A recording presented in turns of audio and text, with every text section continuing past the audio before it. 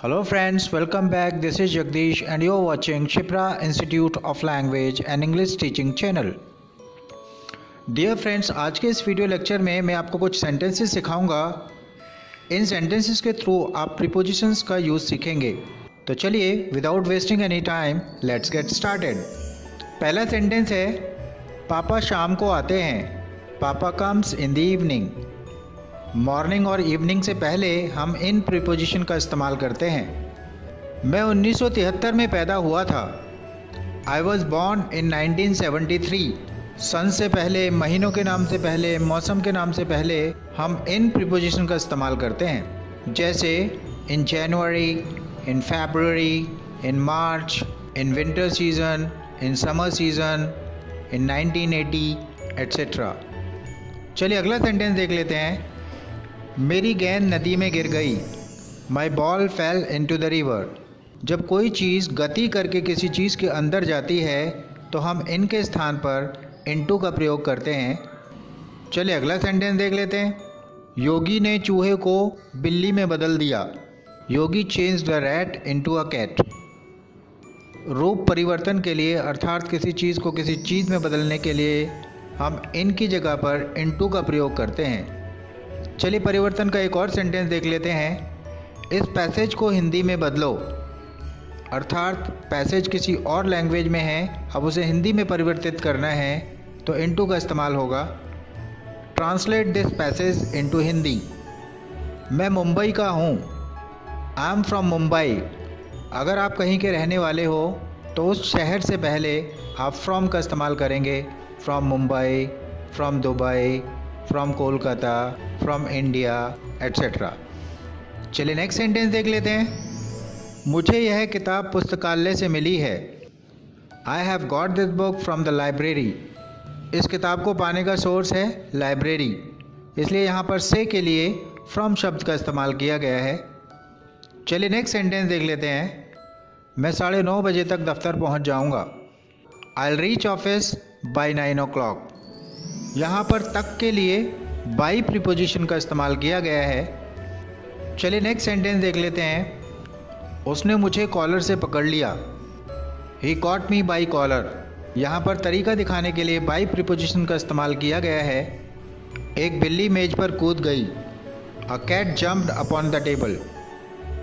जब कोई व्यक्ति कोई चीज़ गति करके किसी चीज़ के ऊपर आता है तो हम ऑन ना लगाकर अपॉन शब्द का प्रयोग करते हैं। एक पतंग मेरे ऊपर गिरी। A kite fell upon me. वह अपने देश के लिए लड़ा। के लिए फॉर शब्द का इस्तेमाल करेंगे। He fought for his country. चलिए नेक्स्ट सेंटेंस देख लेते हैं। मैंने यह किताब 20 रुपये में खरीदी है। I have bought this book for 20 rupees. 20 रुपये में के लिए आप इन 20 रुपीज़ इस्तेमाल नहीं करेंगे बल्कि फॉर 20 रुपीज़ इस्तेमाल करेंगे। कीमत बताने के लिए कि कितने में आपने वो चीज़ ली है आप फॉर का इस्तेमाल करेंगे, इनका नहीं। जनवरी के हिसाब से बहुत गर्मी है। It is quite hot for January. अर्थात जनवरी के महीने में इतनी गर्मी होती नहीं है, जनवरी के हिसाब से गर्मी है, तो के हिसाब से के लिए यहाँ पर फॉर शब्द का इस्तेमाल करेंगे। मैं 5 किलोमीटर तक पैदल चला। I walked on foot for 5 kilometres. Distance के लिए फॉर प्रीपोजिशन का इस्तेमाल करेंगे। वह सुबह से खेल रहा है। He has been playing since morning. निश्चित समय के लिए सिंस प्रीपोजिशन का इस्तेमाल करते हैं। Since morning, since evening, since noon, since night, since January etcetera. वह बचपन से गांव में रहता है। He has been living in village since childhood. मैं आपके खिलाफ नहीं हूँ। I am not against you. यहाँ पर के खिलाफ के लिए प्रीपोजिशन अगेंस्ट का इस्तेमाल हुआ है। चलिए अगेंस्ट को एक और सेंटेंस में यूज़ करते हैं। मैंने सीढ़ी दीवार से लगाई और छत पर चढ़ गया। I put the ladder against the wall and climbed the roof. जब कोई चीज़ किसी चीज़ से सटाकर लगाई जाती है तो वहाँ पर अगेंस्ट का इस्तेमाल करेंगे, फ्रॉम का इस्तेमाल नहीं करेंगे। चलिए इस तरह का एक और सेंटेंस देख लेते हैं। उसने अपना पैर दरवाजे से सटाया और उसे धक्का दे दिया। He set his foot against the door and pushed it. वह स्कूल की ओर गया है। जरूरी नहीं कि स्कूल गया है, स्कूल की ओर गया है या स्कूल की तरफ गया है। He has gone towards the school. की तरफ या की ओर के लिए हम towards शब्द का इस्तेमाल करेंगे। चलिए नेक्स्ट सेंटेंस देख लेते हैं। उसका दृष्टिकोण मेरी ओर ठीक नहीं है। His attitude towards me is not good. Bishan Ram और रवि के बीच में बैठा हुआ है। Bishan is sitting between Ram and Ravi. दो चीज़ों या दो व्यक्तियों के बीच में के लिए बिटवीन शब्द का प्रयोग करते हैं। इन सेबों को सभी लड़कियों के बीच में बांट दो। Distribute these apples among all the girls. दो से अधिक के बीच में के लिए अमॉन्ग शब्द का इस्तेमाल करेंगे। पंखा मेरे सिर के ऊपर है। The fan is over my head. यहाँ पर पंखा आपके सर को छू नहीं रहा है, इसलिए ओवर शब्द का इस्तेमाल करेंगे। अगला सेंटेंस है, हवाई जहाज़ पहाड़ों के ऊपर मंडरा रहा था। The aeroplane was hovering over the mountains. यहाँ पर एरोप्लेन पहाड़ों को छू नहीं रहा था, इसलिए ओवर शब्द का इस्तेमाल करेंगे। चलिए अगला सेंटेंस देख लेते हैं। वह इस काम को एक सप्ताह के अंदर पूरा कर लेगा।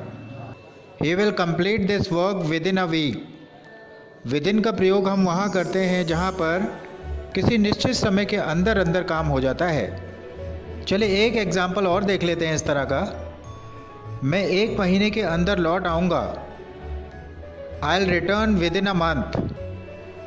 चलिए नेक्स्ट सेंटेंस देख लेते हैं। सड़क के उस पार मत जाओ। Don't go across the road. के पार के लिए अक्रॉस प्रीपोजिशन का इस्तेमाल करेंगे। चलिए अगला सेंटेंस देख लेते हैं। सड़क के साथ साथ पेड़ों की कतारें थीं। There were rows of trees along the road. चलिए एक एग्जाम्पल और देख लेते हैं। हम नदी के साथ साथ घूमें या हम नदी के किनारे किनारे घूमें। We walked along the river. This brings me to the end of this video lecture. I'll meet you very soon in my next video lecture. Till then, take a very good care of yourself. Bye bye.